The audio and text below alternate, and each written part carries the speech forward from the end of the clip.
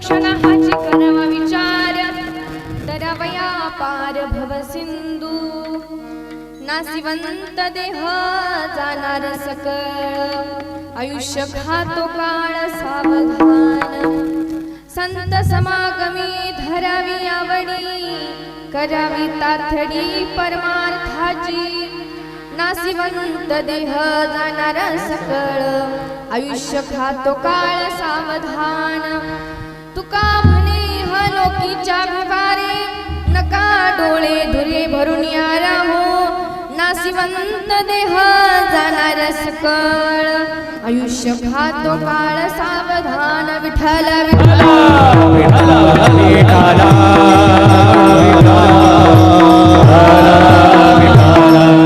क्षणोक्षणा हाची करावा विचार तरावया पार भव सिंधू नासिवंत देह जाणार सकळ आयुष्य खातो काळ सावधान गुरुर ब्रह्मा गुरुर विष्णू गुरुर्देव महेश्वरा गुरुर साक्षात परब्रह्म तस्मै श्री गुरुवे नमः नमो विठ्ठला राजया पांडुरंगा नमो रुक्मिणी माऊली ज्ञानगंगा नमो पुंडलिका नमो चंद्रभागा नमस्कार माझा रुक्मिणी पांडुरंग करू प्रताप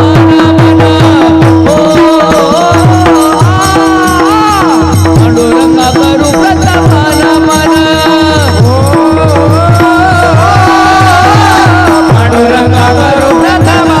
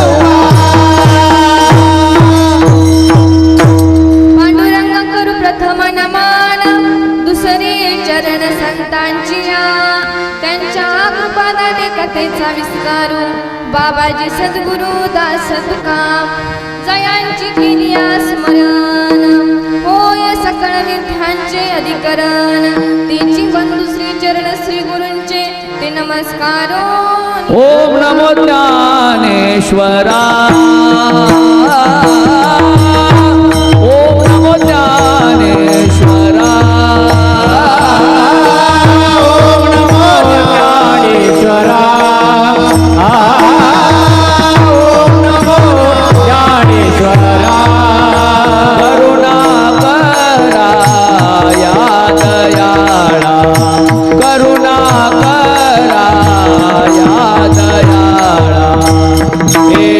करुणा करा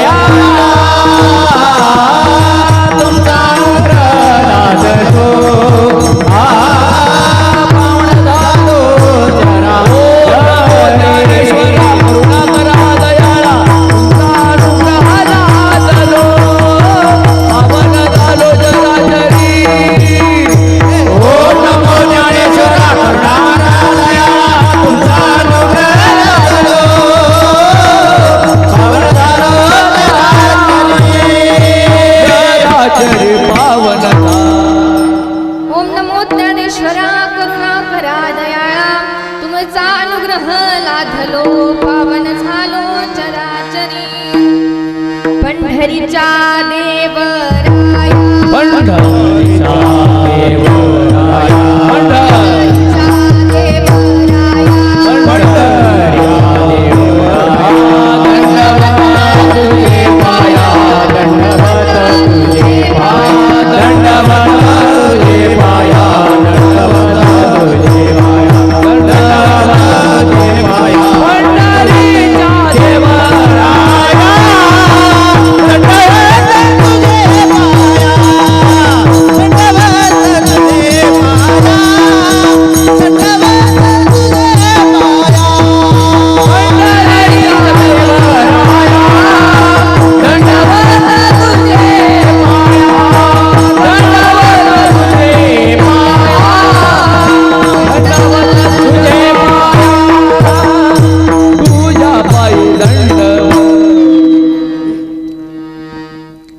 प्रस्तुत प्राप्त प्रसंगी कीर्तन रूपी सेवेकरिता निवडलेला अभंग अखिल कोट ब्रह्मांड नायक भगवान पंढरीश परमात्म्याची अखंड वारी करणारे वारकरी संप्रदायाच्या कळसास्थानी शोभणारे विश्वमान्य विश्वभूषण विश्व अधिकारी की ज्यांचा गाथा हा पंचवेद मानला जातो असे असणारे संत तुकोबाराय यांचा 4 चरणाचा सर्वांच्या पाठातला अभंग आज आपण सेवेकरिता निवडलेला आहे. विठ्ठल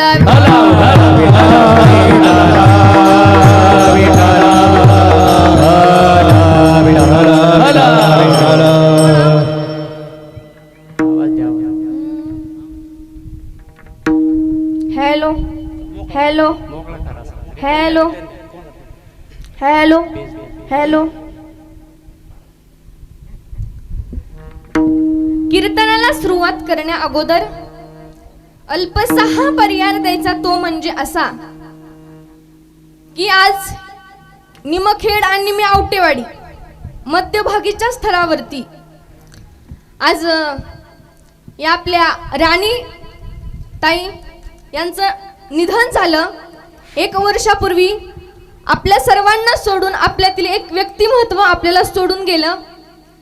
आपल्या राणीताई हनुमंत मोरे, त्यांचे पती हनुमंत ज्ञानदेव मोरे, त्यांचा मुलगा सार्थक हनुमंत मोरे, त्यांची मुलगी वैष्णवी हनुमंत मोरे आणि त्यांच्या पतीच्या 2 बहिणी ज्योती आणि स्वाती आणि त्यांची ज्या त्यांना आईप्रमाणे त्यांना प्रत्येक संकटामध्ये त्यांच्या वेळेवरती उभा राहणारी त्यांची सासू छायाताई आणि ज्यांच्यामुळे आज मी इथे कीर्तनाला उपस्थित आहे ते आमचे बाळासाहेब काका ढवाण काका ढमे काका ते देखील इथे कीर्तनाला उपस्थित आहेत. त्यांच्या माध्यमातून आम्हाला इथे आज या सुंदर अशा नियोजनामध्ये मला कीर्तन करण्याची संधी प्राप्त झाली. आपले सुंदर असे मृदुंगावाले दादा, एक तर त्यांच्यासाठी जोरदार टाळ्या वाजवा. सुंदर असा मृदुंग वाजवतात. पेटीवाले काका, आशिष शेवटपर्यंत साथ द्या. आपले महाराज सोनटक्के महाराज पिंपळवाडी, आपले सतीश महाराज ते देखील खूप मोठे आहेत. माझी इतकी ही नाही त्यांच्या पुढं, पण जसं होईल ते उपस्थित देईल त्याप्रमाणे करण्याचा प्रयत्न करेल. आपले ढवाण महाराज असतील आणि आमच्या सोबत असणारे सारखे आमचे जांभळकर दादा ते देखील कीर्तनाला उपस्थित आहेत. माझा मोठा भाऊ ईशांत महाराज ढवळे ते देखील इथे उपस्थित आहेत. विनेकरी दादा असेल तो देखील इथे उपस्थित आहे. आपले महाराज सुनील महाराज ते देखील इथे उपस्थित आहेत. साऊंड वाले काका सुंदर अशी सिस्टीम आहे ते देखील अशी शेवटपर्यंत साथ द्या. आपले YouTube वरती तुम्ही माझं कीर्तन वारंवार ऐकू शकाल ते आपले किशोर काका जाधव असतील, त्यांचे देखील मनपूर्वक आभार मानते. सर्वांचेच मनपूर्वक आभार मानते. कीर्तनाला उपस्थित राहिलात आणि सेवेला सुरुवात. मस्तक हे पायावरी वारकरी संताच्या या, वारकरी संताच्या या, वारकरी संताच्या या. मस्तक हे पायावरी वारकरी संताच्या या, वारकरी संताच्या या, वारकरी संताच्या. मस्तक हे पायावरी या वारकरी संताच्या या, वारकरी संताच्या या, वारकरी संताच्या. मस्तक हे पायावरी वारकरी संताच्या, वारकरी संताच्या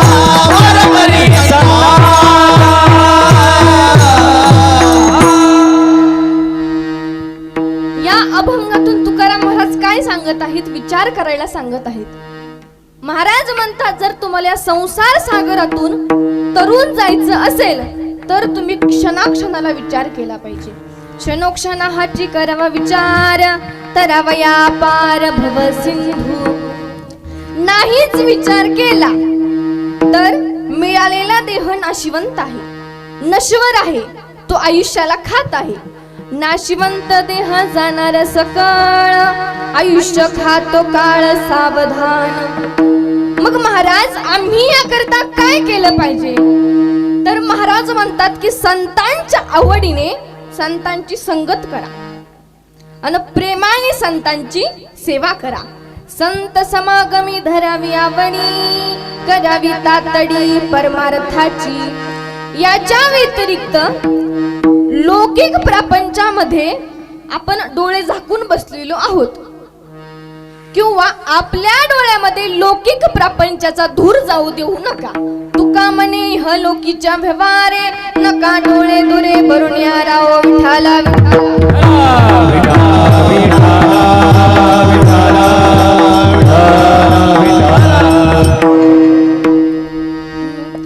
आता पुण्यस्मरण त्याच होतं ज्याचं पुण्य शिल्लक आहे, त्याचं पुण्यस्मरण होतं. पाप्याची पापतिथी सुद्धा होत नाही. भगवंताची होती ती जयंती, संतांची होती ती पुण्यतिथी, आणि तुमचं आमचं घातलंच तर वर्ष श्राद्ध. तुकोबारायांची होती ती बीज, माऊलींची होती ती तृतीया, गणपती बाप्पाची होती ती चतुर्थी, हनुमंतरायांची होती ती पौर्णिमा, नाथ महाराजांची होती ती षष्ठी रत्नसप्तमी, भगवान श्रीकृष्णांची अष्टमी, प्रभू रामचंद्रांची नवमी, देवीची नवरात्र, आणि तुमची आमची घातलीस तर पित्र विठाला.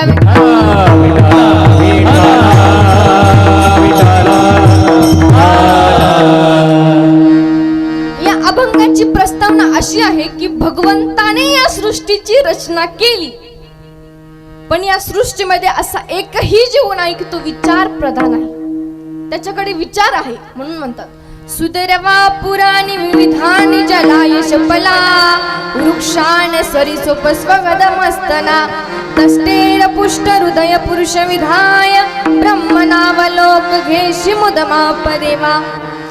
या सृष्टीमध्ये सर्व प्रकारच्या योनी निर्माण केल्या. अंड श्वेदज उद्बीजानी जारज. काही प्राणी चारच योनीपासून जन्माला आले. गाय, बैल, शेळी, म्हैस, तुम्हा मला सुद्धा चारच योनीपासून जन्म आहे. उद्बीज म्हणजे काय? तर उद्बीज म्हणजे काही प्राणी घामापासून जन्माला आले. तुम्हाला माहितीच असेल वा लिका. आणि उद्बीज म्हणजे काय? तर उद्बीज म्हणजे काही प्राणी जमिनीतून जन्माला आले, जसं की बेडूक, खेकडा.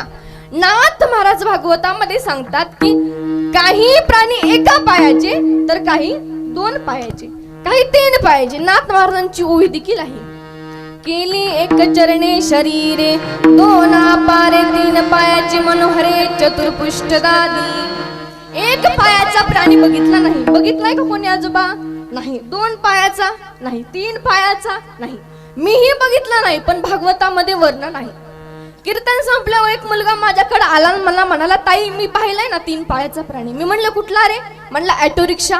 मी म्हणलं अरे ते इंधन आहे. अशी देखील काही प्राणी निर्माण केले, पुष्कळ प्राणी निर्माण केले.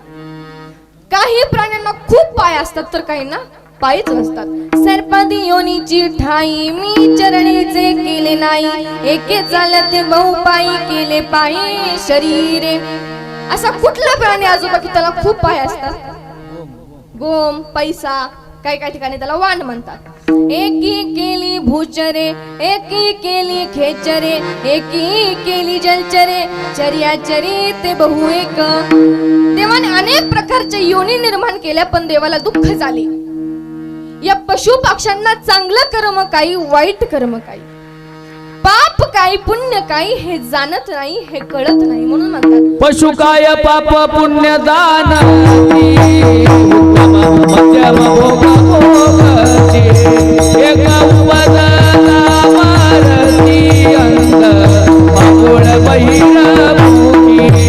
पशु काय पाप पुण्य दान, उत्तम मध्यम भोग भोगती, एक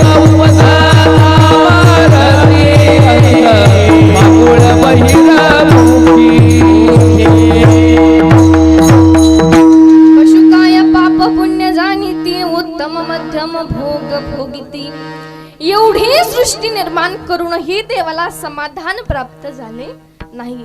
तेव्हा देवानं या मनुष्य देहाची निर्मिती केली. तेव्हा हा देह मृत्यू लोकात जाण्यास तयार होईना. तेव्हा देव बोलतात की हे जीवा, मी तुला ज्या मृत्यू लोकामध्ये पाठवणार आहे ना, त्या मृत्यू लोकामध्ये जाण्याकरता स्वर्गातले देव इच्छा करतात. स्वर्गीचे आम्हाला इच्छितात देवा, स्वर्गीचे आम्हाला इच्छितात देवा, मृत्यूलोकी व्हावा जन्मावा, मृत्यूलोकी व्हावा जन्मावा. स्वर्गीचे आम्हाला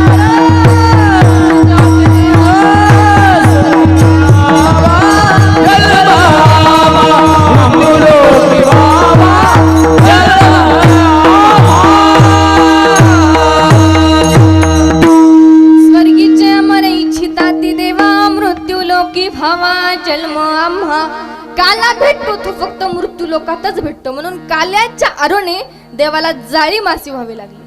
काल्याचे असे देव झाले जाळी मासी. पाण्याची किंमत आम्हा लोकांना कळत नाही. हा देह आपल्याला देवानं कशासाठी दिला? देवे दिला देह भजना घुमटा, देवे दिला देह भजना घुमटा, देवे दिला देह भजना घुमटा, देवे दिला देह भजना घुमटा, देवे दिला देह भजना घुमटा, देवे दिला देह भजन घुमटा, देवे दिला देह भजन घुमटा, देवे दिला देह भजन घुमटा. सोया झाला फाटा बाधी घेता, सोया झाला फाटा बाधी घेता, सोया झाला फाटा बाधी घेता, सोया झाला फाटा बाधी घेता. देवे दिला देह भजना घुमटा, देवे दिला देह भजना घुमटा, देवे दिला देह भजना घुमटा, देवे दिला देह भजना घुमटा, देवे दिला देह भजना घुमटा, देवे दिला देह भजना घुमटा, देवे दिला देह भजना घुमटा, देवे दिला देह भजना घुमटा, भजना घुमटा, भजना. देवे दिला देह भजन घुमटा, तो या झाला फाटा राधिकेचा. हा देह देवाने आपल्याला कशासाठी दिला? देवाने बुद्धी दिले, ज्ञान दिले. कशा करता? तर मला माझ्या बुद्धीद्वारे माझी प्राप्ती करून देण्याकरता. म्हणून भागवतामध्ये नाथ महाराज वर्णन करतात, निज जल प्राप्ती लागोनिया देवे केले मनुष्य योनी, तो देवाचा विश्वास बुडोनी विशेष सेवी निजपतन. परंतु सर्वां प्राण्यांमध्ये विश्वासघातकी प्राणी एकच निघाला, तो म्हणजे मनुष्य. कारण देव प्राप्ती घडून घेण्याचा विचार किंवा या भवसागरातून तरुण जाण्याचा विचार याच देहामध्ये करता येतो. म्हणून तुकोबाराय म्हणतात की विचार करायचा असेल तर हा विचार करा. अभंगाचे पहिले चरण. क्षणक्षणे हाचे हो करावा विचार, हो क्षणक्षणे हाचे हो करावा विचार, हो क्षणक्षणे हाचे करावा विचार, चला चला हाची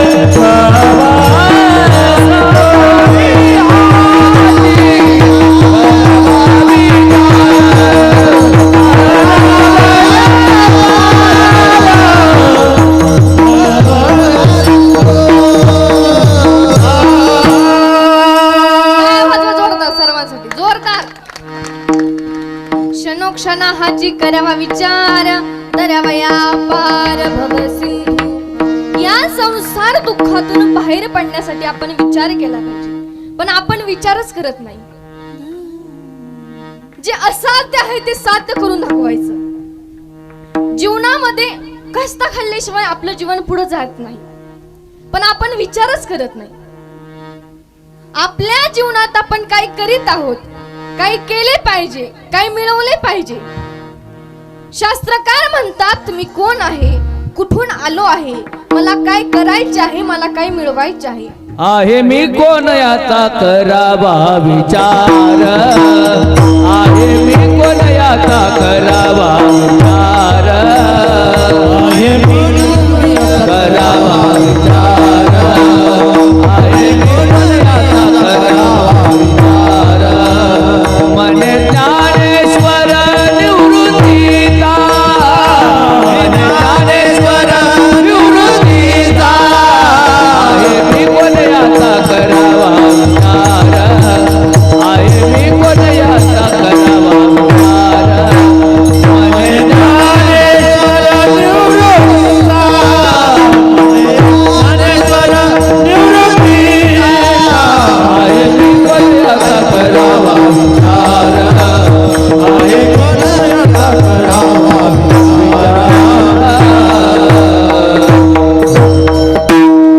मग शास्त्रकार म्हणतात मी कोण आहे, कुठून आलो आहे, मला काय करायचे आहे, मला काय मिळवायचे आहे. कोणाच्या पायावरती विश्वास ठेवून जावे असे जर म्हटले तर हा समाज जिथे तिथे विश्वासाने दिन होत चाललेला आहे. विश्वास ठेवायला कुठेच जागा नाही, फक्त विश्वास ठेवण्याची एकच जागा आहे, ते म्हणजे संत श्रेष्ठ जगद्गुरु तुकोबा. संताची पायी आम्हाला विश्वास, संताची पायी आम्हाला विश्वास, संताची पायी आम्हाला विश्वास, संताची पायी आम्हाला विश्वास, संताची पायी आम्हाला विश्वास, संताची पायी आम्हाला विश्वास, संताची पायी आम्हाला विश्वास, संताची पायी आम्हाला विश्वास. सर्व भावे दासा झालो त्यांचा, सर्व भावे दासा झालो त्यांचा, सर्व भावे दासा झालो त्यांचा, सर्व भावे दासा झालो त्यांचा. त्याची माझ्या हिता करीती सकळ, त्याची माझ्या हिता करीती सकळ, त्याची माझ्या हिता करीती सकळ, त्याची माझ्या हिता करीती सकळ. सर्व भावे दास सर्व भावे दास झालो त्यांचा, सर्व भावे दास झालो त्यांचा, सर्व भावे दास झालो त्यांचा. करीती सकाळ, त्याची माझ्या हित करीती सकाळ, त्याची माझ्या हित करीती सकाळ, त्याची माझ्या हित करीती सकाळ.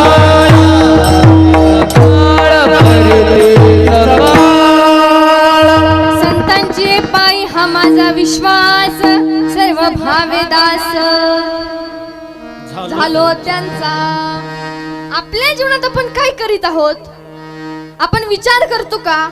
विचार करतो, पण कसा विचार करतो, की काय विचार करतो, कसं होतं, कसं झालं, कसं करू. हा एक प्रकारचा संसाराचा मंत्र आहे, हा एक प्रकारचा संसाराचा मंत्र आहे. आता एक जण विचार करतो बरं का बाबा, काय विचार करतो, की म्हशीच्या शिंगातून उडी मारता येईल का नाही. आता हा विचार करण्याची पद्धत आहे का? नाही. आता विचार करत होता, आता हा विचार काय कामाचा झाला का आपल्या? नाही झाला. मग विचार करायचा की म्हशीच्या शिंगातून उडी मारता येईल का नाही. आता विचार किती दिवस केला बाबा त्यानं? 1 महिना म्हणाल तुम्ही, 2 महिने म्हणाल, 3 महिने, 6 महिने विचार केला की म्हशीच्या शिंगातून उडी मारता येईल का नाही, येईल का नाही, येईल का नाही, येईल का नाही. एक दिवशी हिम्मतच केली बाबा, जशीच उडी मारली म्हशीच्या शिंगामध्ये तसाच अडकून बसला. जशी मध उधळायला लागली, काट्यातून दगडातून कुठनं मी येड्या बाबळीतनं वाचवा वाचवा वाचवा वाचवा म्हणून ओरडायला लागला. माणसं म्हणली अरे वेढा बिडा झालास की काय, तुला कळतं की नाही. म्हणले म्हशीच्या शिंगात कुठं उडी मारतात का, विचार नाही का केला. म्हणलं हो केला की. म्हणला किती केला. म्हणला अरे 6 महिने विचार करत होतो की म्हशीच्या शेंगातून उडी मारता येईल का नाही. आता मला सांगा बाबा, विचार केला पण जो करायचा तो केला का हो? नाही. सारा सार विचार करा उठा उठी, सारा सार विचार करा उठा उठी, सारा सार विचार करा उठा उठी, सारा सार विचार करा उठा उठी. नामदरा भेटी, नामदरा भेटी, विठोबाचे दयाच्या चिंताने, निर्जल संकट दयाच्या चिंताने, निर्जल संकट. नामदरा भेटी, नामदरा भेटी, विठोबाचे दयाच्या चिंताने, निर्जल संकट दयाच्या चिंताने, निर्जल संकट.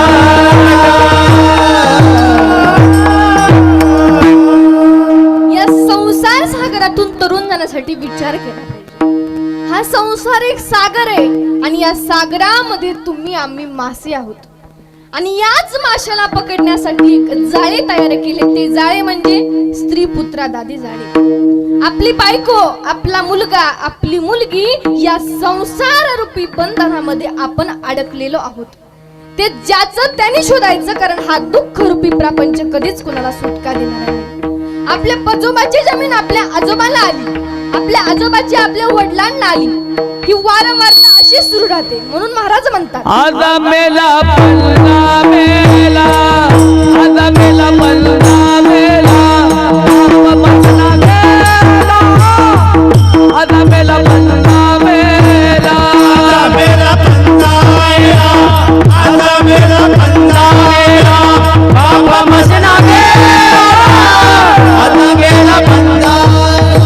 देखत देखत ना तू पण तू तोही कैसा झाला, देखत देखत ना तू पण तू तोही कैसा झाला, देखत देखत ना तू पण तू तोही कैसा झाला, देखत देखत ना तू पण तू तोही कैसा झाला.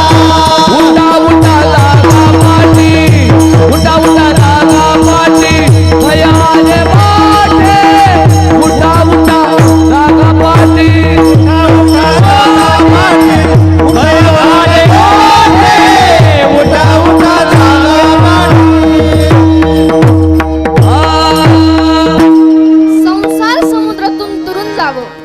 हा देह नश्वर आहे, नरदेह दुर्लभ आहे, नाशिवंत आहे, अभंगाचे दुसरे चरण. नाशिवंत देह जाणार जगाळ, नाशिवंत देह जाणार जगाळ, नाशिवंत देह जाणार जगाळ, नाशिवंत देह जाणार जगाळ. हे आयुष्य खातो काळ सावधान, आयुष्य खातो काळ सावधान, आयुष्य खातो काळ सावधान, आयुष्य खातो काळ सावधान. नाशिवंत देह जाणार जगाळ, नाशिवंत देह जाणार जगाळ, नाशिवंत देह जाणार जगाळ, नाशिवंत देह जाणार जगाळ.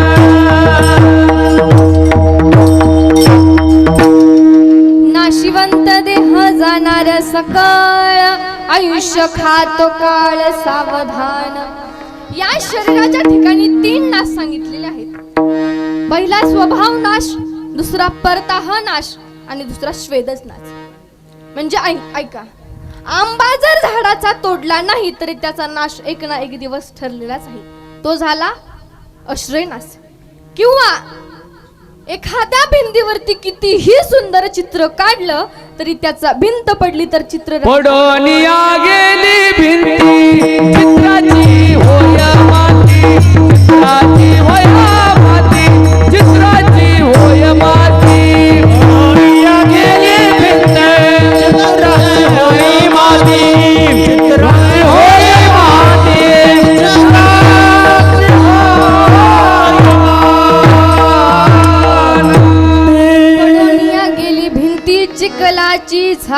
माती चित्राची चित्राची झाली माती. आता ऐका बरं का, एखाद्या कुंभारानं कितीही सुंदर मडकं बनवलं तरी त्याचा नाश एक ना एक दिवस ठरलेलाच आहे. म्हणून तुकोबाराय म्हणतात, हे शरीर अवघे नाशिवंत स्वभावे मनोनी तुला झुंजावे पंडुक मरा. हे शरीर नाशिवंत आहे, नरदेह दुर्लभ आहे. देह दुर्लभ नाना, नरदेह दुर्लभ नाना, वर्षाची गणना, वर्षाची गणना, त्यामध्ये दुःख यातना, त्यामध्ये तुम्ही आठवा मधुसूदना. राम राम स्मरादी, राम राम स्मरादी, तुम्ही आठवा मधुसूदना. राम राम स्मरादी, राम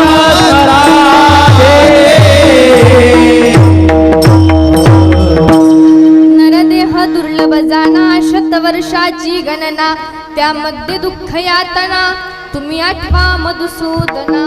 नरदेह दुर्लभ आहे, क्षणभंगूर आहे, क्षणभंगूर नाही भरवसा.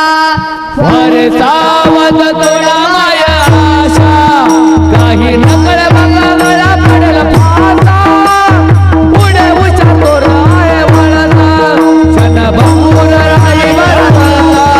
अरे सावध थोडा माया आशा, काही नकळ बघा पडेल फासा, पुढे उचारतो राय वळता. काळ आपल्यापाशी नाही तर आपण काळापाशी चाललेलो आहोत दादांनो. एक मनुष्य असतो आणि तो मनुष्य बाजारामध्ये जातो. बाजारामध्ये गेल्याबरोबर तो सर्व काही भाजीपाला घेतो, घेतल्याबरोबर गाजर देखील सोबत घेतो. गाजर घेतल्याच्या नंतर घरी जातो, 5 किलो गाजर घेतो आणि घरी जातो. घरी गेल्यावर जेवण वगैरे केल्यानंतर सगळे झोपतात आणि ती जी गाजरं असतात ना, ती गाजरं एका ओट्यावरती ठेवलेली असतात, किचन ओट्यावरती. आणि त्या गाजरावरती ती उंदराची नजर. कुणाची? उंदराची नजर. आता आपली एखादी आवडती वस्तू असली तर आपण त्याला खाल्ल्याशिवाय किंवा घेतल्याशिवाय राहतो का बाबा? नाही राहत. तसं त्या उंदराची ती आवडती वस्तू होती. त्यानं व्हायला सुरुवात केली. अहो 5 किलो गाजर रात्रभर वाहत बसला, एक एक एक एक एक. आता तेव्हा म्हणला मोठा शिकला. आता तेव्हा म्हणला कोरोना व्हायरस येऊ, आणि कुठला व्हायरस येऊ, आता मला भ्या नाही. रात्रभर व्हायला शेवटचं एक गाजर राहिलं बरं का बाबा, एक. तो म्हणला एक तरी कशाला ठेवायचंय, तेवढं बी आणू. तेव्हा आणाय गेल्याबरोबर तोंडात गाजर धरलं, तशीच बोक्याची नजर त्या उंदरावर पडली. पाहे पाउंडीर घेऊन जाय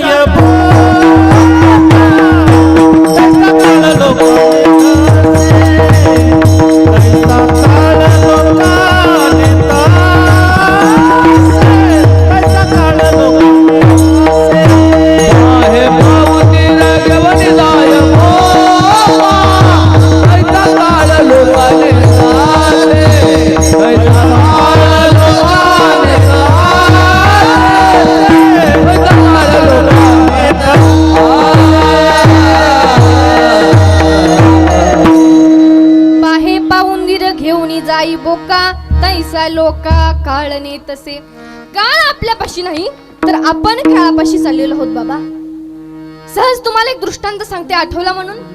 एक मगर असते आणि ती मगर पाण्यात तोंड उघडं करून बसलेली असती. इकडून तो मासा येतो आणि त्या मासा त्या मगरीच्या तोंडामध्ये जातो. आता मला सांगा बाबा, आपण काळापाशी चाललोय का काळ आपल्यापाशी येतोय? तर आपण काळापाशी चाललेलो आहोत. अहो कोणाचे 25 वर्ष गेले, कोणाचे 50 वर्ष गेले, कुणाचे 90 वर्ष गेले, पण एवढं वर्ष कुठं गेले, कसे गेले, काहीच कळले नाही. जे काही वर्तमान काळात चालू राहिले, अहो काळाचं काम चालू आहे, तो कधीच कोणासाठी थांबलेला नाही. म्हणून साधू संतांनी देखील आपल्या पावलावरती उपदेश केलेला आहे. आता तरी पुढे हाची उपदेश नका करू नाश आयुष्याचा.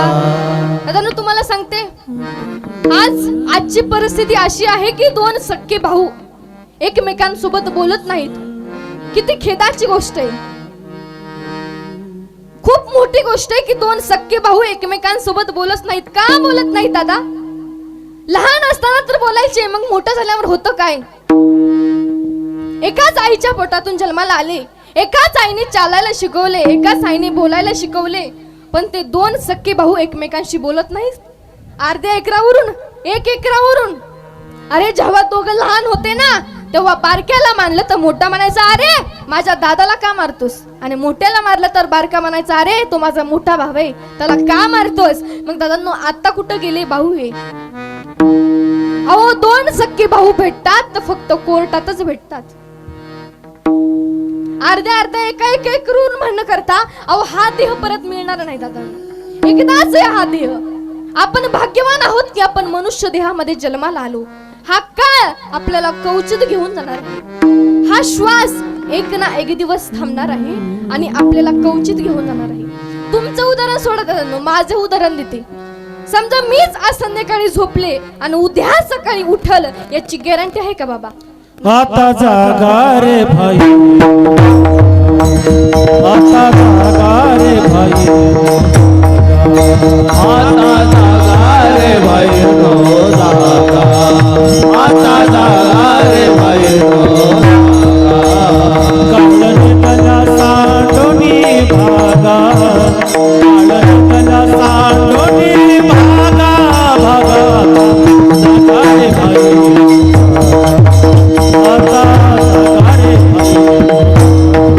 गोरन गल्या ठाकोनी भागा, गोरन गल्या ठाकोनी आता जागा रे भाई रो आता जागा रे भाई रो उठा जागे मारे आता, उठा जागे मारे आता, करा पंढरीनाथा, करा पंढरीनाथा, आवे चरणी ठेवा माझा, कवी व्यथा जल माझ्या, आवे चरणी ठेवा माझा.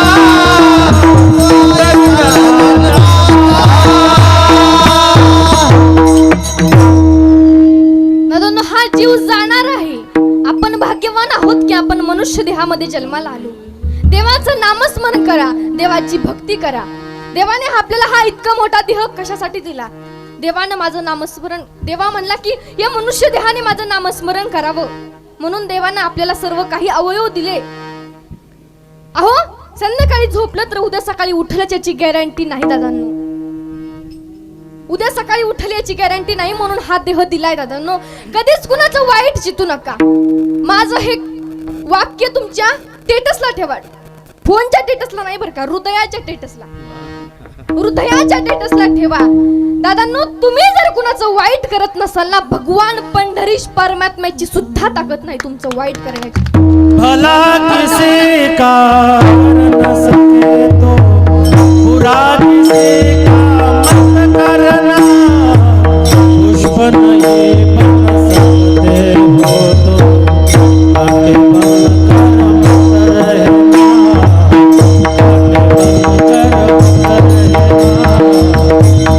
बनकर मत रहना, भला किसी का न सके तो बुरा किसी का मत करना, पुष्प नहीं बन सकते तो आगे बनकर मत रहना, आगे बनकर मत रहना, आगे बनकर मत रहना. हा लाखो मोलाचा देह आपल्याला आयुष्यात कधीच भेटणार नाही. जोपर्यंत आहे तोपर्यंत त्याचं सोनं करून घ्या, कुणाशी दुश्मनी करू नका. अहो इतकी मोठी प्रॉपर्टी दादांनो, माझ्या स्वतःच्या घरी माझ्या वडिलांना 30 एकर जमीन आहे, पण आता 30 एकर असू नाही तर 1000 एकर असू, ही जमीन आपण सोबत घेऊन जाणार नाही दादांनो, कधीच नाही जाणार. अहो ते अजित दादा इतके मोठे होते, इतके मोठी इतकी प्रॉपर्टी, पण एक ना एक दिवस त्यांना सोडून जावंच लागलं. मग तुम्ही आम्ही तर कोण आहे? त्यामुळं हा देह दिलाय तर देहाचा चांगल्या प्रकारे वापर करा. नाशिवंत आहे हा देह, नरदेह दुर्लभ आहे आणि हा एक ना एक दिवस जाणार आहे दादांनो. अहो एखाद्या उंदराला जर खाद्यपदार्थ टाकले ना एखाद्या जाळीमध्ये, अहो तो तिथे जातो, पण तिथं गेल्याच्या नंतर तोंड सुद्धा लावत नाही, कारण त्याला समोर त्याचा काळ दिसतो दादांनो. बरोबर आहे का नाही? तसं तुमचं आमचं झालंय दादांनो. आता एक उदाहरण सांगते ऐका. राजा परीक्षितीने शमीक ऋषींच्या गळ्यामध्ये मेलेला साप अडकवला. शमीक ऋषी समाधीस्थ होते. ते देहावरती नसल्यामुळे त्यांना काहीच कळत नव्हते. पण त्यांचा मुलगा आश्रमातून आला, त्याचं नाव शृंगी. ते शृंगीने पाहिलं आणि पाहिल्याबरोबर कुठल्याही प्रकारचा विचार न करता त्या राजा परीक्षितीला श्राप दिला की ज्याने कोणी माझ्या वडिलांची विटंबना केली, चेष्टा केली, त्याला पुढच्या 7 दिवसांमध्ये तक्षक नावाचा साप येऊन दंश करून जाणार आहे. तुम्हा आम्हाला जर कळलं आपला मृत्यू पुढच्या 7 दिवसांमध्ये आहे तर तहानभूक काहीच आठवणार नाही. तसंच त्या राजा परीक्षितेचं झालं होतं. अशीच बातमी त्या राजा परीक्षितेच्या कानावरती पोहोचली. अहो तुम्हाला शृंगीने श्राप दिलाय, ज्याने कोणी माझ्या वडिलांची विटंबना केली, चेष्टा केली, त्याला पुढच्या 7 दिवसामध्ये तक्षक नावाचा साप येऊन दंश करून जाणार आहे. अहो पण असं म्हणतात की राजा परीक्षिते महान होते, कारण त्यांच्या जीवनामध्ये सुकाचार्यासारखे संत लाभले. 7 दिवसामध्ये त्यांनी उद्धार करून घेतला. श्रीमद भागवत कथा रसपान केली, सेवन केली आणि 7 दिवसामध्ये श्रवण परीक्षिती करला भूपती. श्रवण परीक्षिती करला भूपती.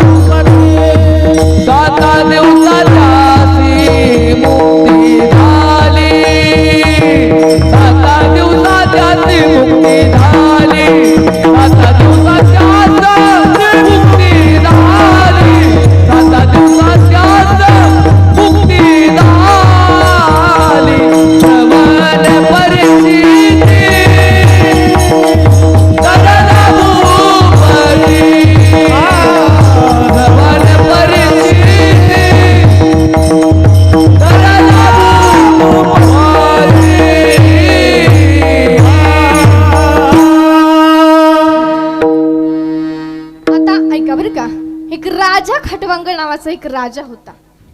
रघुकुलातील तो राजा होता आणि देवांना त्याची मदत लागायची. तो मृत्यू लोकाचा राजा होता आणि देवांना त्याची मदत लागायची. एक वेळेस देवांवरती शूरांचं राक्षसांचं आक्रमण सुरू झालं. त्यावेळेस हे सर्व देव विष्णू देवांकडे गेले आणि विष्णू देवांना त्यांची समस्या सांगितली. त्यावेळेस विष्णू देव म्हणाले की मृत्यू लोकाचा राजा राजा खटवांग नावाचा राजा आहे, त्याच्याकडे तुम्ही जा, तो तुम्हाला नक्कीच मदत करेल. अहो ते गेले, राजा खटवांग राजाकडे गेले, त्यांची समस्या सांगितली.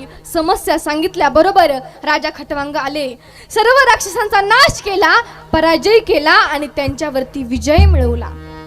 सर्व राक्षसांचा नाश केला. त्यावेळेस इंद्रदेव म्हणाले की तुम्ही एवढं मोठं युद्ध पार पाडलं, आता याच्या बदल्यात तुम्हाला माझ्याकडून जे पाहिजे ते मी द्यायला तयार आहे. तुम्ही मला फक्त सांगा तुम्हाला काय पाहिजे. ते म्हणले मला काहीच नको, आपण काय मागितलं असतं, सोनं मागितलं असतं, आपली भावना आणि त्या देवाची भावना बघा बरं का. आपण सोनं मागितलं असतं, गाडी मागितली असती, बंगला मागितला असता, पण त्यांना एकच मागितलं की माझा मृत्यू इथून पुढच्या किती दिवसामध्ये आहे ते मला सांगा. अहो इंद्रदेव बघतात तर काय नाराज होतात. अहो तुमचा मृत्यू पुढच्या 1 तासामध्ये आहे. बाबा मला तुम्हाला जर कळलं की तुमचा मृत्यू पुढच्या 1 तासामध्ये आहे, काय करावं, काय करेल कळेल का हो. पण काय केलं त्या राजा परीक्षितनं, सॉरी राजा खटवांगानं काय केलं. अहो इंद्रदेवाला विनंती केली की तुमच्या पुष्पक विमानामध्ये मला अयोध्येमध्ये सोडून या. अयोध्येमध्ये सोडून आले. तिथं गेल्याबरोबर जेवढी धन दौलत होती तेवढी गरिबांमध्ये वाटली. आपल्या मुलाचा अभिषेक केला आणि लांब वनांतावर एका टेकडीवरती जाऊन बसले. म्हणून तुकोबाराय म्हणतात, एक तास उरला खटवांगरायासी, एक तास उरला खटवांगरायासी, भाग्य दशा कैशी प्राप्त झाली, भाग्य दशा कैशी प्राप्त झाली. एक तास उरला खटवांगरायासी, एक तास उरला खटवांगरायासी, भाग्य दशा कैशी प्राप्त झाली, भाग्य दशा कैशी प्राप्त झाली. एक तास उरला खटवांग राजाशी, भाग्य तया कैसे प्राप्त झाले. असे अनेक राजे झाले. त्यातलाच एक राजा ज्याने हे विश्व निर्माण केलं, ज्याने हे स्वराज्य निर्माण केलं, छत्रपती शिवाजी राजे. सूर्यनारायण उगवले नसते तर आकाशाचा रंग समजला नसता. छत्रपती शिवाजी राजे, तुम्ही जर या महाराष्ट्राच्या मातीमध्ये जन्माला आला नसताना तर या हिंदू धर्माचा अर्थ समजला नसता. एकच राजा इथे जन्मला शिवनेरी किल्ल्यावर, एकच राजा इथे जन्मला शिवनेरी किल्ल्यावर, माझ्या राजाचं नाव गाजतंय गड किल्ल्याच्या दगडावर, शिवरायाचं नाव गाजतंय गड किल्ल्याच्या दगडावर, माझ्या राजाचं नाव गाजतंय गड किल्ल्याच्या दगडावर, माझ्या नावाचं नाव गाजतंय गड किल्ल्याच्या दगडावर. एकच राजा इथे जन्मला शिवनेरी किल्ल्यावर, देवाचं नाव गाजतंय गड किल्ल्याच्या दगडावर, शिवरायाचं नाव गाजतंय गड किल्ल्याच्या दगडावर, शिवरायाचं नाव गाजतंय गड किल्ल्याच्या दगडावर, माझ्या राजाचं नाव गाजतंय गड किल्ल्याच्या दगडावर.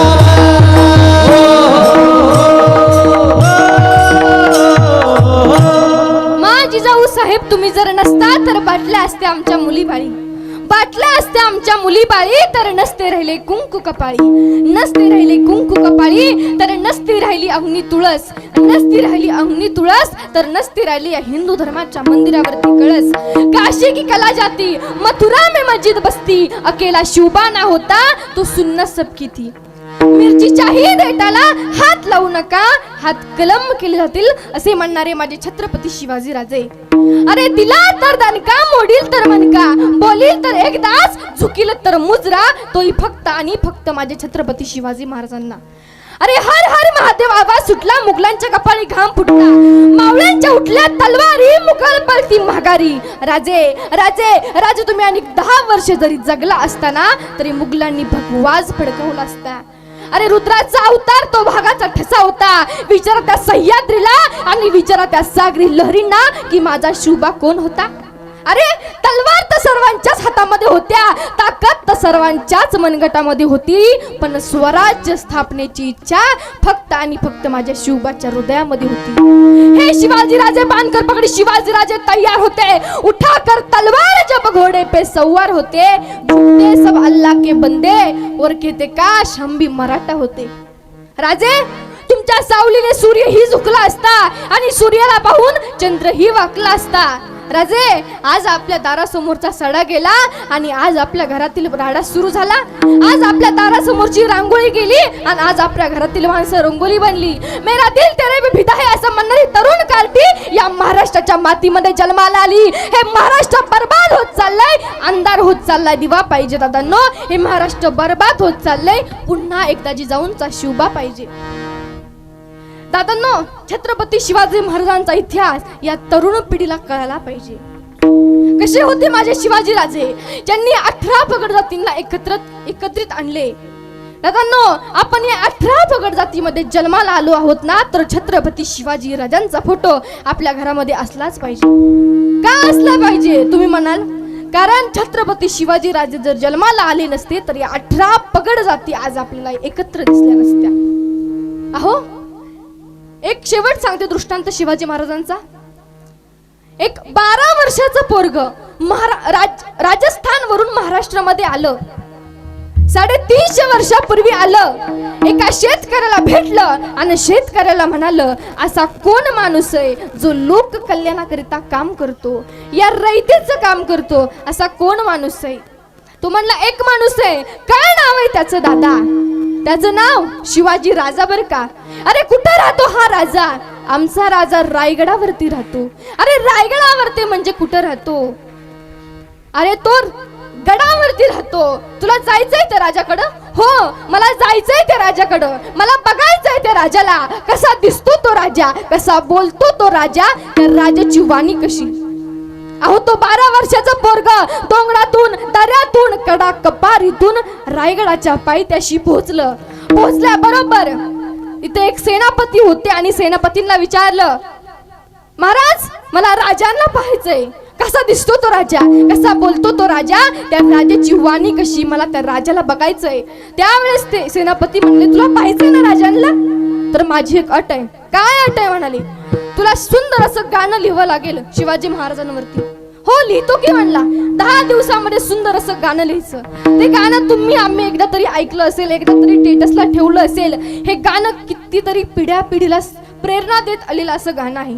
अहो तो गेला आणि शिवाजी महाराजांवरती सुंदर असं गाणं लिहून आणलं त्यांनी. इतकं सुंदर गाणं लिहिलं. ती म्हणले, तुला जायचंय ना राजांकडं? हो जायचंय मला. मी गाणं लिहून आणलं, मग म्हणून दाखव. अरे म्हणूनही दाखवलं. राजाकडे गेला आणि राजांना सांगितलं, राजे तुमच्यावरती सुंदर असं गाणं लिहिलंय बरं का. राजे म्हणले, मग म्हणून दाखव बरं. सर्वांनी वरती हात करा, सर्वांनी.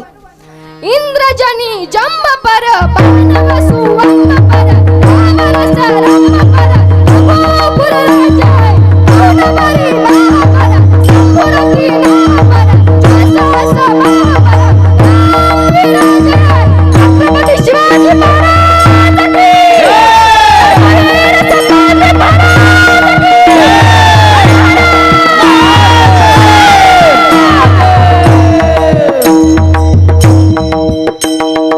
जिजाऊ मासाहेबांनी असा पुत्र जन्माला आणला, असा पुत्र आपल्या पोटी देखील जन्माला आला पाहिजे. पण आजच्या जिजाऊ मासाहेब त्या जिजाऊ मासाहेबासारख्या राहिले नाहीत.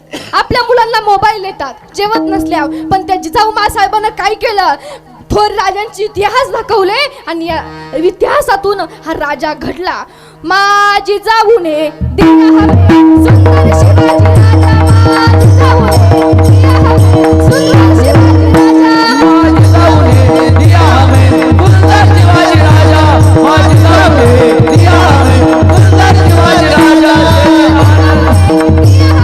सुंदर शिवाजी राजा, सुंदर शिवाजी राजा, माझी जाऊने दिया हमें सुंदर शिवाजी राजा, माझी जाऊने दिया हमें सुंदर शिवाजी राजा. तेरे आनंदाने नाचत होती प्रजा, आनंदाने नाचत होती प्रजा, समाज मनात होता जाणता राजा, पूर्ण समाज मनात होता जाणता राजा, माझी जाऊने दिया हमें सुंदर शिवाजी राजा, माझी जाऊने दिया हवे सुंदर शिवाजी राजा, माझी जाऊने दिया हमें सुंदर शिवाजी राजा, माझी जाऊने दिया हमें सुंदर शिवाजी राजा.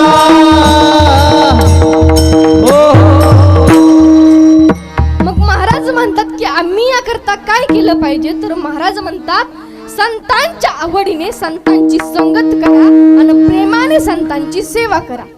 संत समागमे धरुण्यावाडी, संत समागमे धरुण्यावाडी, संत समागमे धरुण्यावाडी, संत समागमे धरुण्यावाडी, संत समागमे धरुण्यावाडी, संत समागमे धरुण्यावाडी, संत समागमे धरुण्यावाडी, संत समागमे धरुण्यावाडी. संत समागमे धरुण्यावाडी,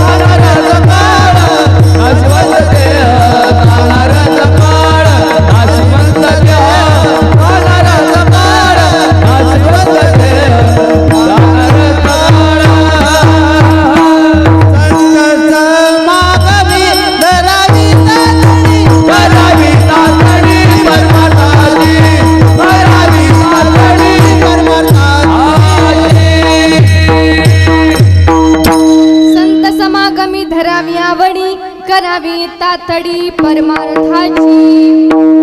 अहो माझ्या ज्ञानोबरायांना 16व्या वर्षी नेण्याकरता काळ आला. त्यावेळेस ज्ञानोबा निवृत्ती दादांना 2 बोटं दाखवली. काळ जसा आला तसाच गेला. पुन्हा 2 वर्षांना काळ आला. पुन्हा सोपान काकांना 2 बोटं दाखवली. 2 बोटं याचा अर्थ 2 वर्ष पुन्हा काळ गेला. पुन्हा 2 वर्षांना काळ आला. त्यावेळेस मुक्ताबाईनं 2 बोटं दाखवली. शेवटी काळ म्हणला मुक्ताबाईची इच्छा आहे म्हणल्यावर आता जावंच लागेल. काळ पुन्हा गेला. पुन्हा 2 वर्षांना आला. त्यावेळेस पंढरपूरच्या वाळवंटामध्ये संत नामदेव महाराजांचे कीर्तन चालू होते. त्या कीर्तनामध्ये तुमच्यासारखीच गुणजन मंडळी उपस्थित होती आणि माझे ज्ञानोबराय त्या कीर्तनामध्ये हातामध्ये टाळ घेऊन उभा होते. अरे सर्व साधू संतांनी पाहिलं की ज्ञानोबरायांना नेण्याकरता काळ आलाय. अहो ही संत मंडळी त्या काळाच्या मागे धावू लागले. तो काळ म्हणला आता आपलं काहीच खरं नाही.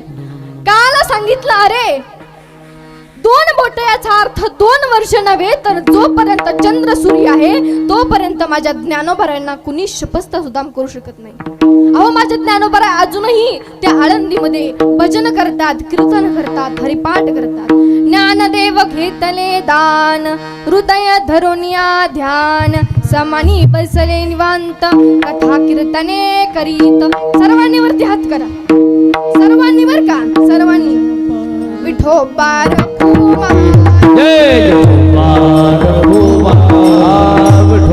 रखुमाये विठोबा रखुमाये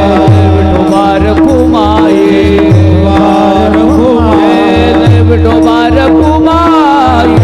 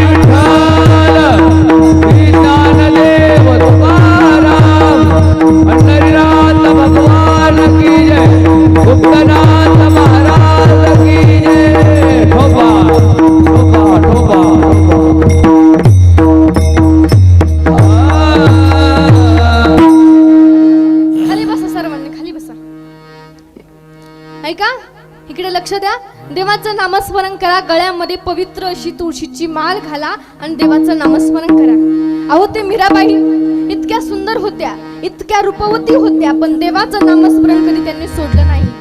सदा रामकृष्ण हरी हरे हरे रामकृष्ण हरी सारखा जप करत राहायच्या. तसा जप आपल्या मनामध्ये करत राहा. इतक्या सुंदर होत्या त्या मीराबाई की त्यांनी पान जर खाल्लं तर ते पान त्यांच्या घशातून दिसायचं. एवढ्या त्या सुंदर दिसत होत्या. त्या देवाची इतकी सेवा करायच्या, इतकी सेवा करायच्या, इतकी सेवा करायच्या. त्या एक वेळेस कीर्तनामध्ये गेल्या, कथेमध्ये गेल्या आणि एका महाराजांना विचारलं, महाराज मला देव पाहायचाय, कसा दिसतो तो देव, मला देवाला बघायचंय. ते म्हणले तुला देवाला बघायचंय का? हो देवाला बघायचंय मला. अहो एका श्रीकृष्णाची मूर्ती होती. ती मूर्ती त्या मीराबाईंच्या हातामध्ये दिली आणि हातामध्ये दिल्याबरोबर त्यांनी काय केलं, हातामध्ये दिला आणि म्हणाले जा हा देव आहे, तू तुझ्या घरी घेऊन जा. अहो माझ्या मीराबाई त्या श्रीकृष्णाच्या मूर्तीला घरी घेऊन आल्या. अहो त्या श्रीकृष्णाच्या मूर्तीला एवढं पूजायच्या त्या. त्यांना जेवण दिल्याशिवाय स्वतः जेवत नव्हत्या, त्यांना पाणी पाजल्याशिवाय त्या स्वतः पित नव्हत्या. इतकी सेवा करायच्या ना त्या देवाची, एवढी सेवा करायच्या, एवढ्या तल्लीन झालत्या त्यांच्या सेवेमध्ये त्या. अहो इतक्या मोठ्या राजाची कन्या होती त्या मीराबाई, इतक्या सुंदर दिसायच्या. एवढे मोठे मोठे राज्य त्या मीराबाईंना पाहायला यायचे. पण मीराबाईंची एकच म्हणणं होतं की मी लग्न करेल तर फक्त या श्रीकृष्णाच्या मूर्तीशीच लग्न करेल. माणसं म्हणली अगं मीराबाई तुझं लग्न करायचं वय आहे आणि तू हे काय करतेस ग, तुझं लग्न करायचं वय आहेस आणि तू काय करतेस. त्यावेळेस त्या म्हणाल्या मी लग्न करेल तर फक्त या श्रीकृष्णाच्या मूर्तीशीच करेल. वडील म्हणाले मग तुला या घरातून बाहेर जावं लागेल. अहो माझ्या मीराबाई गेल्या, एवढ्या सुंदर, एवढ्या रूपवती, इतक्या देखण्या होत्या, अशाच उन्हा तानामध्ये जंगलातून चालायला लागल्या. अहो तिथं शेजारी एक झोपडी होती, त्या झोपडीमध्ये माझ्या मीराबाई राहायला लागल्या. भरपूर दिवस राहिल्या बरोबर तिथं त्यांना जेवायला नव्हतं ना पाणी नव्हतं, पण तिथं एक आजी राहायची. ती आजी दररोज मीराबाईंना डबा द्यायची, दररोज डबा द्यायची. मीराबाई म्हणाल्या ना माझी आई येतय ना माझं वडील येतय, तरी मला डबा कोण देतय. एक वेळेस त्या आजी आल्या, म्हणाले आजी तुम्ही कोणी हो, ना तुमची ओळख ना पाळख, तरी तुम्ही माझ्यावर इतकं प्रेम करता, एवढं मला जीव लावता. म्हणले अगं बाळा तुझे आई वडील नाही, तू इतक्या मोठ्या राजाची कन्या, तुला सध्या जेवायला सुद्धा नाही म्हणून तुला जेवायला आणते. एक वेळेस त्यांचा मुलगा, त्या आजीचा मुलगा डबा द्यायला आला. अहो डबा द्यायला आल्याबरोबर मीराबाई देवाचं नामस्मरण करत होत्या. पायामध्ये घुंगरू घातले होते, हातामध्ये टाळ, गळ्यामध्ये विणा आणि देवाचं नामस्मरण करत होत्या. नाचुंगी नाचुंगी नाचुंगी नाचुंगी नाचुंगी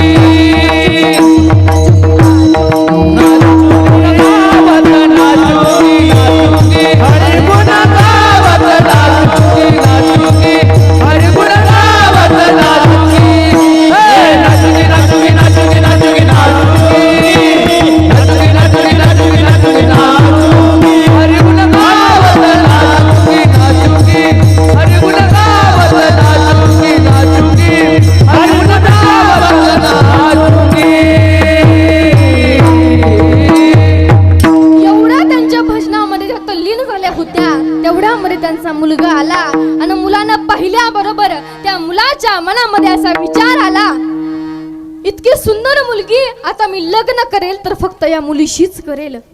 एवढी सुंदर होत्या त्या मीराबाई, मी लग्न करेल तर फक्त या मुलीशीच करेल. डबा ठेवला आणि ठेवल्या बरोबर आईकडे गेला आणि आईला म्हणाला आई मी लग्न करेल तर फक्त त्या मीराबाईशीच करेल. आई म्हणली अरे वेडा भिडा झालास की काय, एवढ्या मोठ्या राजाची कन्या आहे, ती तुझ्यासोबत लग्न करणार नाही, ती फक्त श्रीकृष्णालाच त्यांचा पती मानते, ती कुणासोबतच लग्न करायला तयार होत नाही, तू असा हट्टपणा करू नकोस. अगं आई एकदा विचारून तरी बघ ना ग. हो विचारते म्हणाले आई. अहो दुसऱ्या दिवशी ती आजी डबा द्यायला आली आणि डबा द्यायला आल्याबरोबर मीराबाईला सांगितलं अगं मीराबाई तुला एक विचारू का हो. हा म्हणले आजी विचारा ना, काय विचारायचं ते विचारा. म्हणले अगं काय करू, माफ करून बोलते. म्हणले काय करू, माझा मुलगा ऐकतच नाही, माझा मुलगा म्हणतो की मी लग्न करेल तर फक्त या मीराबाईशीच करेल. त्या मीराबाई म्हणल्या हो चालेल की, पण माझी एक अट आहे. त्या म्हणल्या काय अट आहे तुमची. मीराबाई म्हणल्या माझी एक अट आहे की त्यानं 3 महिने फक्त देवाचं नामस्मरणच केलं पाहिजे, फक्त भक्तीच केली पाहिजे. आपल्या गावात जे श्रीकृष्णाचे मंदिर आहे त्या मंदिरामध्ये तू जायचं, 3 महिने हातामध्ये टाळ, गळ्यामध्ये विणा, फक्त देवाचं नामस्मरण, कोणाबरोबर बोलायचं नाही, नंबर काहीच करायचं नाही, फक्त देवाच्या भजनावर तल्लीन राहायचं. 3 महिन्याने स्वतः मी तुझ्या बरोबर विवाह करायला तयार आहे. अहो गेल्या त्या मीराबाई गेल्या आणि तो मुलगा नामस्मरण करायला गेला. 2 महिने झाले आणि मीराबाई त्या मुलाच्या आईच्या घरी गेल्या आणि आईला सांगितलं चला आज माझं आणि तुमच्या मुलाचा विवाह आहे. आई म्हणली अगं मीराबाई आणि 2 महिने नाही झाले तोपर्यंतच तू म्हणते आमचा विवाह आहे. अहो तुम्ही म्हणली चला तुम्हाला काय करायचंय. हार घेतला, सर्व घेतला आणि मंदिरामध्ये गेल्या. मंदिरामध्ये गेल्याबरोबर तिथं तो देवाची भक्ती करत होता. देवाच्या भक्तीमध्ये एवढा तल्लीन होता आणि त्यानं विचारलं, मीराबाईनं त्या मुलाला विचारलं अहो चला आज आपला विवाह आहे, चला लग्न करायचंय, आज आपला विवाह आहे. तो म्हणला अगं तू कोण, मी तुला ओळखत नाही. अहो जो मुलगा 3 महिन्यापूर्वी म्हणत होता की मी लग्न करेल तर फक्त या मीराबाईशीच करेल, तोच मुलगा 2 महिन्यांना म्हणतो की मी तुला ओळखत नाही. मला एवढं सांगायचं या नामस्मरणामध्ये एवढी ताकद आहे, एवढी निष्ठा आहे नामस्मरणामध्ये. विठाला विठाला विठाला विठाला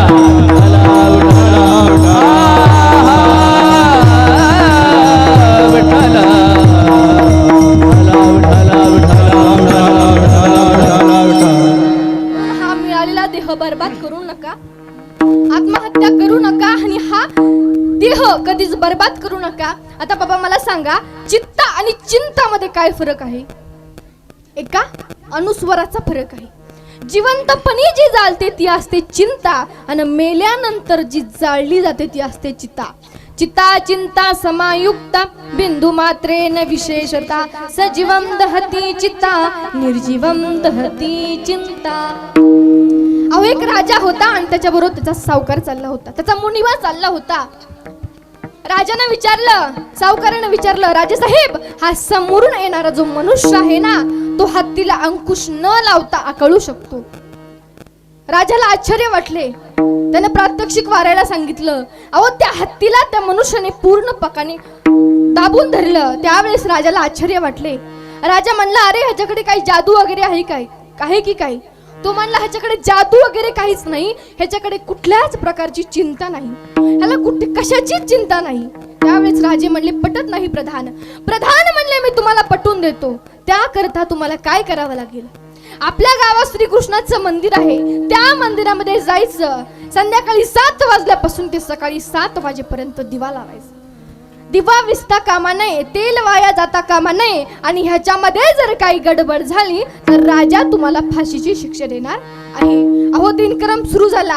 संध्याकाळी 7 वाजल्यापासून ते सकाळी 7 वाजेपर्यंत दिवा लावायचा. डुकली लागली की दिवा विसतो की काय, डुकली लागली की दिवा विसतो की काय, डुकली लागली की दिवा विसतो की काय. अहो तो दिवा विसता विसता त्याचा आतला दिवा विजायची वेळ आली. पुन्हा राजाची स्वारी आली. पुन्हा प्रधानाने सांगितले, राजे साहेब हाच मनुष्य समोरून येत आहे, पण तो आता हत्तीला आकळतो की नाही ते पहा. अहो त्या मनुष्य, त्या हत्तीनं त्या मनुष्याला कुत्र्यासारखं फरफरत ओढत नेलं. राजाला आश्चर्य वाटलं. राजा म्हणला, अरे ह्याला टीबी झाला की कॅन्सर झाला? प्रधान म्हणला, राजे साहेब ह्याला टीबीही नाही झाला, ह्याला कॅन्सरही नाही झाला, ह्याला एकच रोग झालाय, तो म्हणजे चिंता. चिंताग्रस्त माणसाला तृणाची म्हणजेच गवताची उपमा दिली असते. जशी की गवताच्या काडीला काडीची देखील किंमत नसते, तशीच या मनुष्याच्या चिंतेला देखील काडीची देखील किंमत नसते. विठाला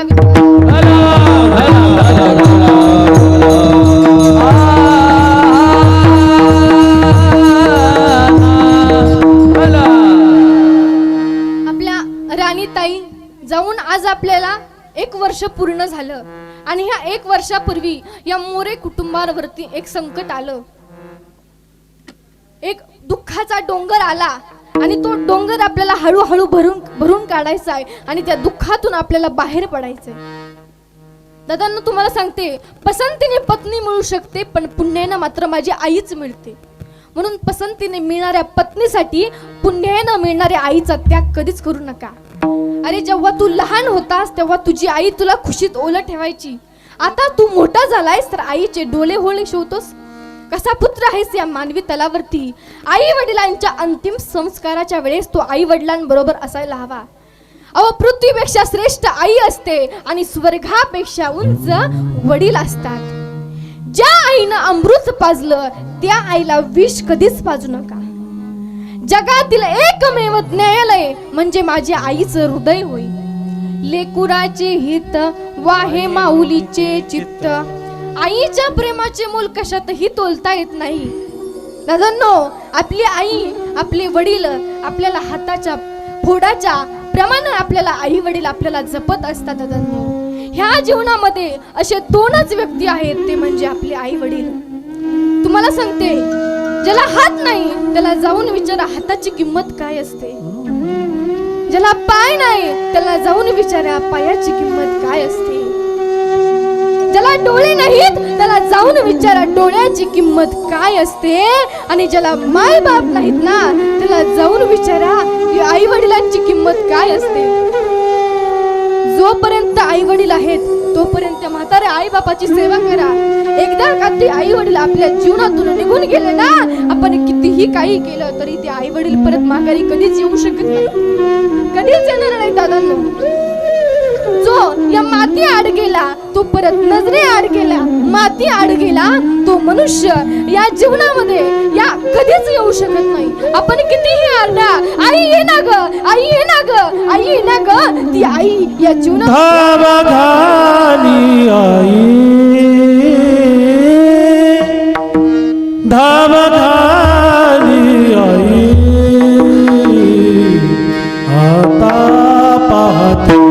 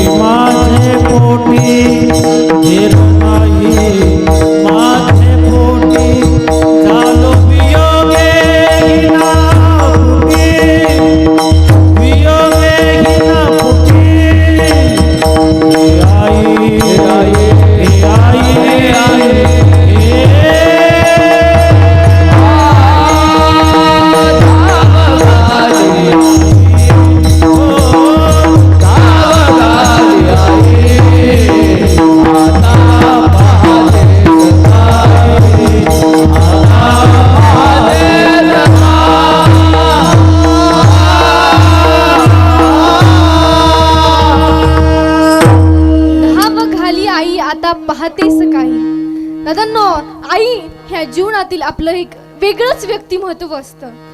लहानपणापासून ते मोठं होईपर्यंत आपल्या मुलांचं हट्ट पुरवत असते ती आपली आई असते, ते आपले वडील असतात. दादांनो, जोपर्यंत आई वडील आहेत तोपर्यंत त्यांच्या डोळ्यामध्ये कधी अश्रू येऊ देऊ नका. का येऊ देऊ नका? फार दिवसाचे नसतात आई वडील. जोपर्यंत आपण जरा मोठं व्हायला लागलो की एक ना एक दिवस ते जाणारच असतात आपल्याला सोडून. काय लागतं हो माझ्या आई वडिलांना? काहीच लागत नाही दादा.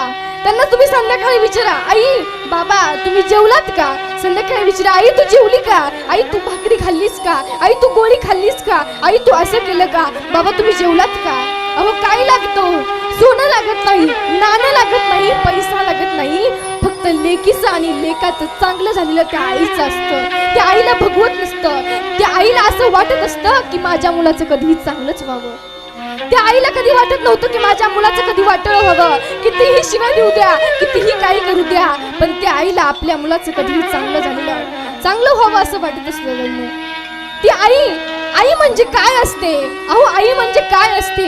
आई मायेचा सागर, चैतन्याचा जागर, आई भाजीतील मीठ, आई हक्काचं व्यासपीठ, आई थंडगार वारा, आई मायेचा उबारा. अहो आई म्हणजे काय?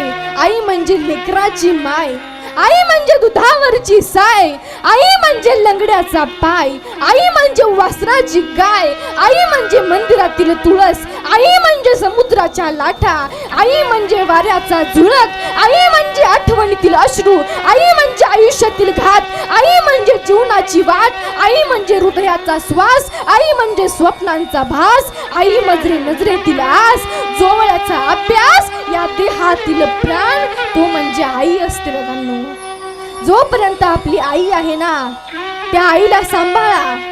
खूप प्रेम करत असते त्यांच्या मुलावरती. तुम्ही कितीही मोठा बंगला बांधा, कितीही मोठी गाडी घ्या, पण त्या बंगल्याच्या ओट्यावरती जर तुमचा म्हातारा बाप आणि म्हातारी आई असेल ना दादांनो, फार शोभा असते त्या बंगल्याला. पण एकदा का त्या ओट्यावरचा म्हातारा बाप आणि म्हातारी आई गेली ना, शोभा जाते दादा त्या बंगल्याची. कितीही मोठा बंगला असू द्या दादांनो. एक दृष्टांत सांगते ऐका. तुम्हाला सांगते, जी डोळे मिटल्यासारखे प्रेम करते ना ती आपली प्रियसी असते. जे डोळे मिटून प्रेम करते ना ती आपली मैत्रीण असते. जे डोळे वटारून प्रेम करते ना ती आपली बायको असते. दादांनो, जी डोळे मिटेपर्यंत प्रेम करते ती फक्त आणि फक्त आपली आई असते. तिची जागा या जीवनामध्ये कुणीच घेऊ शकत नाही. जी रोजच्या जीवनाची चिंता करते ती आई असते, आणि जो आयुष्यभराच्या जीवनाची तजवील करतो तो बाप असतो. पृथ्वीपेक्षा श्रेष्ठ उंच आई असते आणि स्वर्गापेक्षा उंच वडील असतात.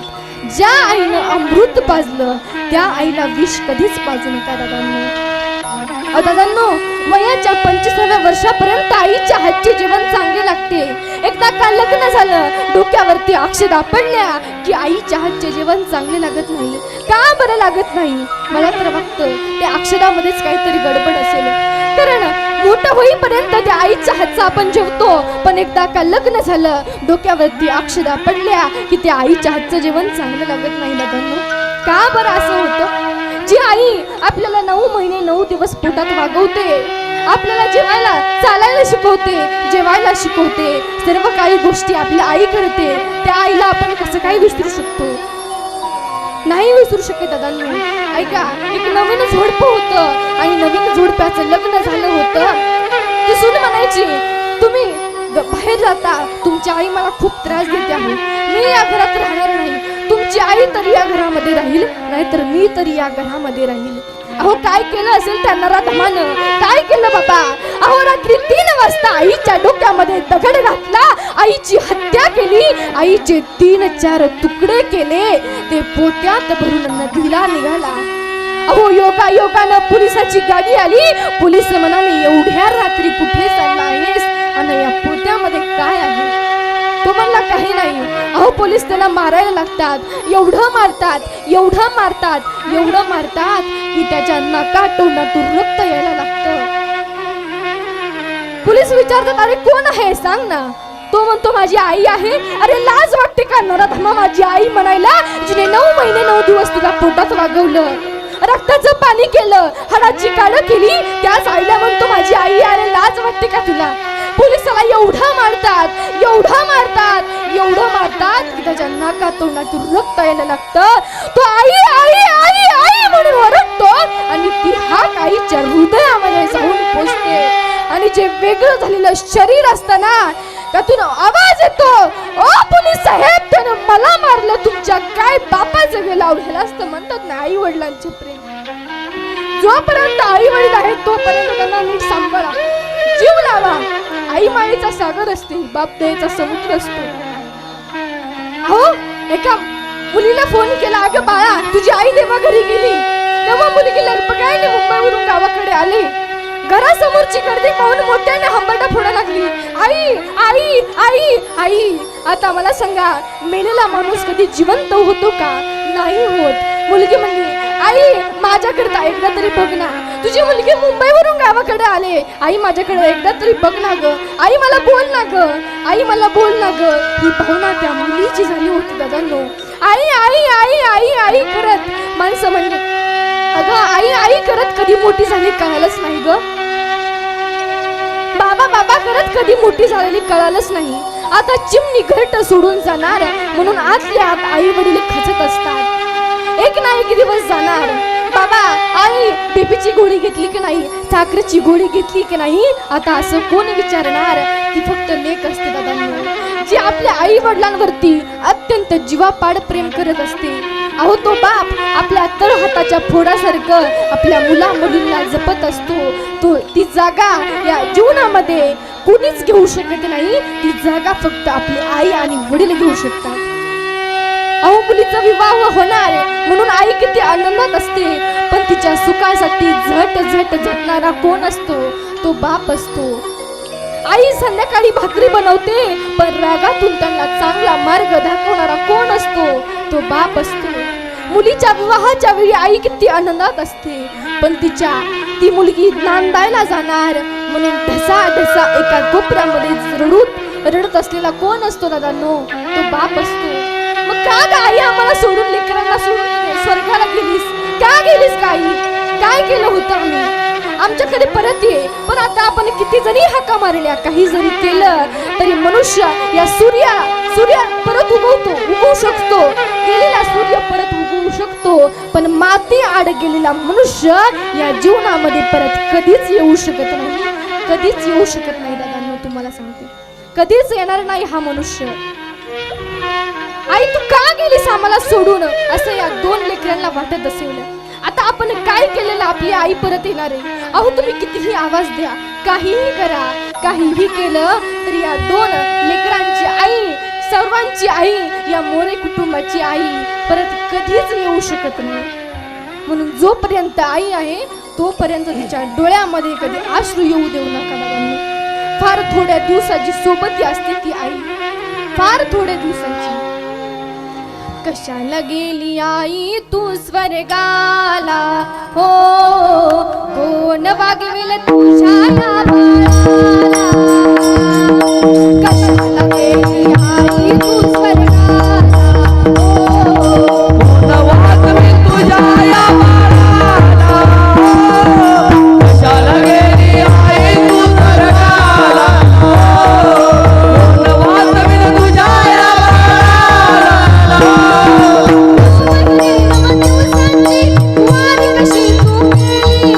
संकट तुझं